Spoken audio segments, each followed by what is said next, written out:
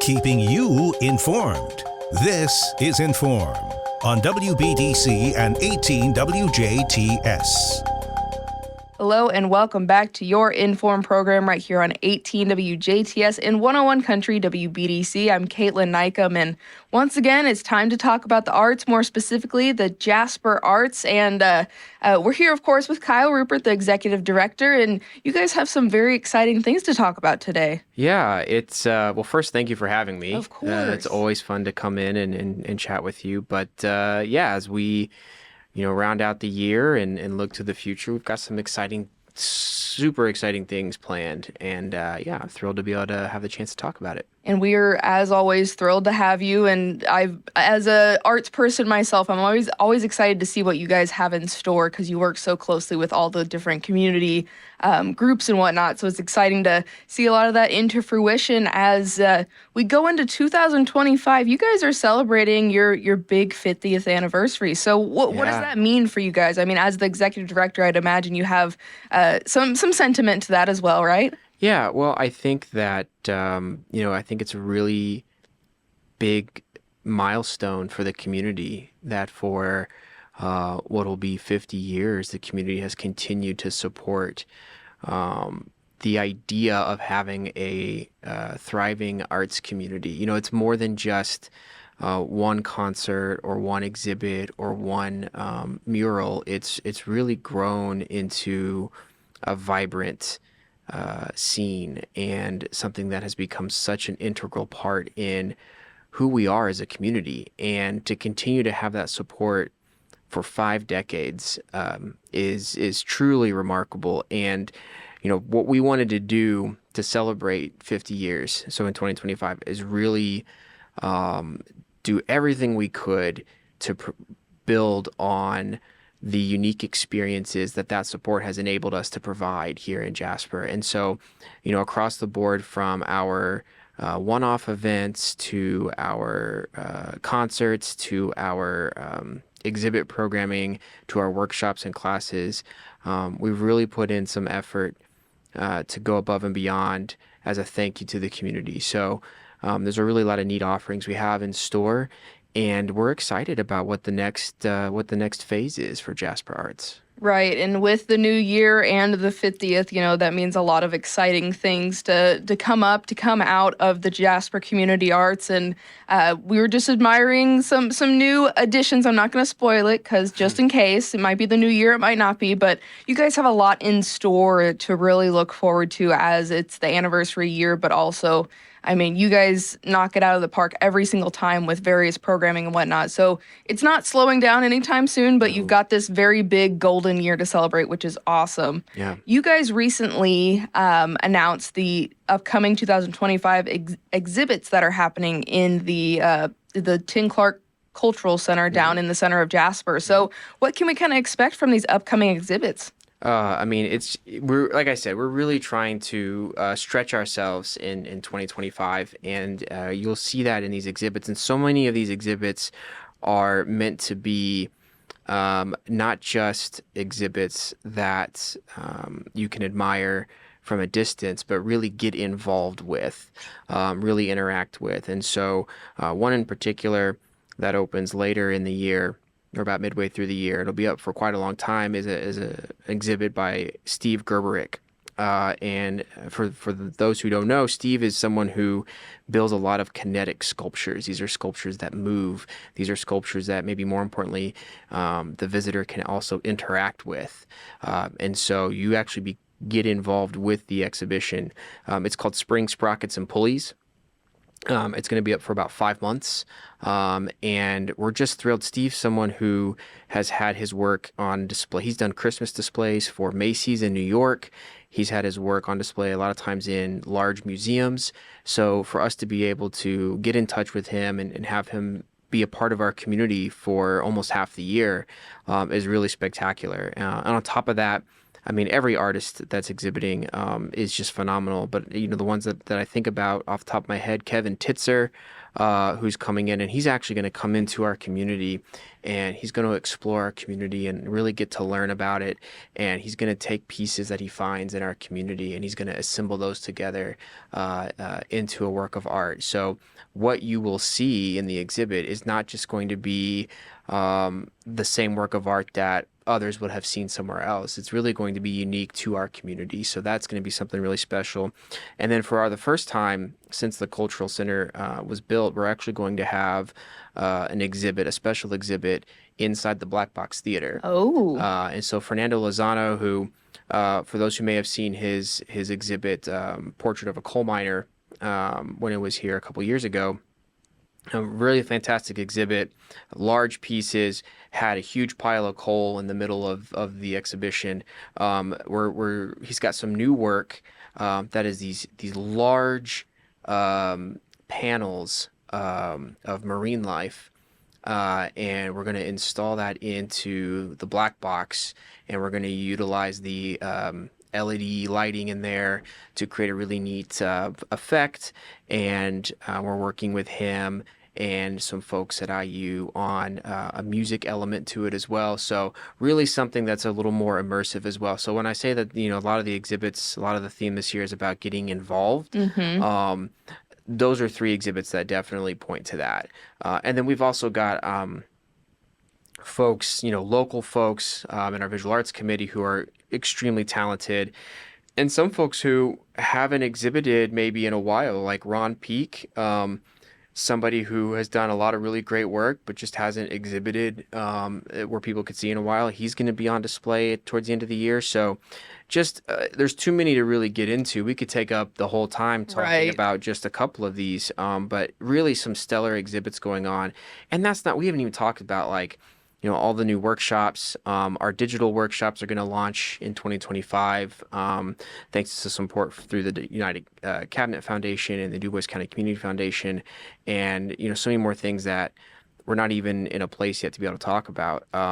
There is one more. I'm just going through them all. You're just I can't even ask you questions. No, that's talking about it. But this is what I'm talking about. This is your bread and butter. I'm gonna let you go. So. It's just once I get started, it's hard to stop because it makes me think of the next thing we're doing and the next thing we're doing. But like Chalk Walk, one of the things that we're doing with Chalk Walk is we're bringing in a group called Squonk Opera.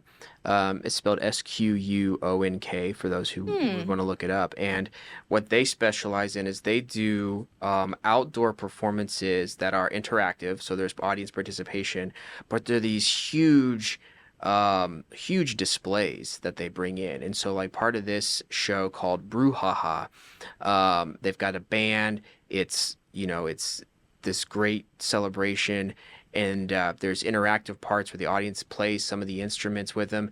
And then at the end, there's this huge 30-foot creation that rises up, and there's smoke, and it's this really cool effect. And so we're excited to be able to add that as part of Chalk Walk this year, to add that extra element with a couple of performances of that. And that's something new too that we're working on. So it's just top to bottom. There's so much that the community has given to us for 50 years that it only felt right that to celebrate that their support, that we do everything we could to really make 2025 as special a year as possible. Very well said. Again, there's no reason to stop you when you're in your zone, but no, you guys have so much going on, and that's a real big thing to highlight on right now. As we're going from 2024 to 2025 and we're in between your show season, how has the season been going for you guys, and how does 2025's remaining shows look for you guys? It's been going well. It's been a year of learning in a good way, and we're trying some new things. For example, we introduced flex ticketing this year. Right.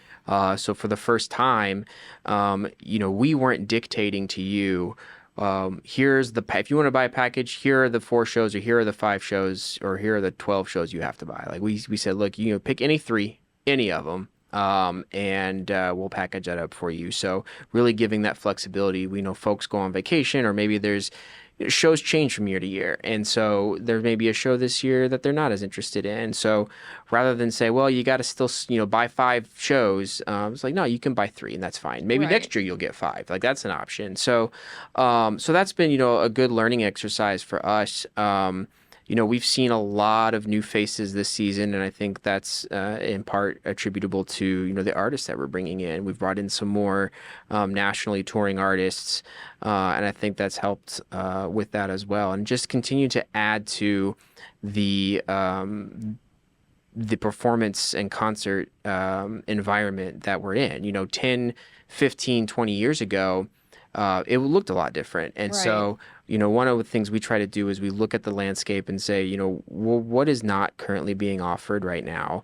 And we try to see how we can best fill that and do what we can for that. So, no, it's going really well. We've got another, we actually have 7 shows coming up in the next half of the season. 2 of those have sold out. A third one is essentially sold out. That would be the Lone Star concert. Right. There's very few tickets left for that, if any, at the time that we're talking. And then we've got a great Beatles show coming up at the end of January, and a lot of really great things lined up for the rest of the year. Again, just all exciting things. And I especially with this season of shows, it seems like you guys, full house every single time, which is amazing to see. And that, again, brings the idea that you guys are catering a little bit to the audiences and whatnot, but you're bringing those new people and you're bringing more experiences to little old Jasper, which is just amazing to think of. Yeah, I think one of the things that stuck out with me the most, though, is that, especially for the shows that have been in the full auditorium, coming out of COVID, a lot of artists, they said, we're not doing meet and greets anymore. And I understand that for health reasons. But every single one, we've had Hunter Hayes, Preacher Lawson, Norm Lewis, Luca Stricagnoli, every single one of those artists, after their shows, they came out to the lobby or met with audience members. And it was a good, 45 minutes or an hour that they were there meeting with people, and they met with every single person that had been able to meet with them. And so that was just really awesome to see that, we were able to put together a lineup of artists that not just were performing to perform, but like genuinely wanted to be there for their fans. And so I think that's been a really great thing to see this year as well. That is awesome to hear. And again, as you enjoy the shows, but also you do all that stuff behind the scenes. Hearing these parts of the success stories is just amazing, and it encapsulates the Jasper Arts experience, which is just so exciting, and it gives me goosebumps because it's like, oh, we get to live here. That's awesome. Yeah. We didn't even talk about, the support goes so much more beyond the stuff that we do, like, Actors Community Theater. They put on a lot of great things and provide a lot of great opportunity. Dance by Mallory, Dance Central Academy, Strings Inc., Blonde Brush, Young Women Lead. Right. Country Showdown. Like, so many. Yeah. And it's like, if 50 years ago, the folks who stepped up and said, we need to build this, not to say it would never have happened, maybe it would have, but I don't know that it would look like it does today. Who could say? The possibilities maybe are endless, but the fact that those folks stepped up at that time to do that has enabled all of these different things to happen over the course of the last 50 years. It's things we haven't even talked about, things you and I weren't even alive for, but that we benefit from today. And so it's just remarkable to, at the end of the day, whatever time at night you sit down, you think about, you start listing through all this stuff. That's why I have a hard time, like right now, shutting up about it, because you just start thinking about all this stuff, and it's just like, good Lord, it's remarkable what the community has done. Right. Seeing where we started and where we've come is just, it's awe-inspiring, but that's a beautiful thing to have in a hometown like Jasper and Dubois County in general. As we go into the new year, Kyle, is there ways for people in the community, or maybe, outside of Jasper or whatnot, how can they support the Jasper Community Arts? Does that mean volunteer opportunities? Does that mean, just going to these classes, going to the exhibits and doing all of these things and whatnot? How best would you want to see more support in the coming year? Gosh, it's really, I find it difficult to think about how we could see more support when we've already received so much. Not to ask for more, Yeah. but maybe New Year's wishes. What would you kind of wish for? I think the thing is just continuing to be open to that dialogue. We don't know what we don't know, and Right. so I think the best way that we can start that conversation of from us asking for support is to know more about how we can best serve the community. Right. And so it's just continuing to have that those conversations and that dialogue.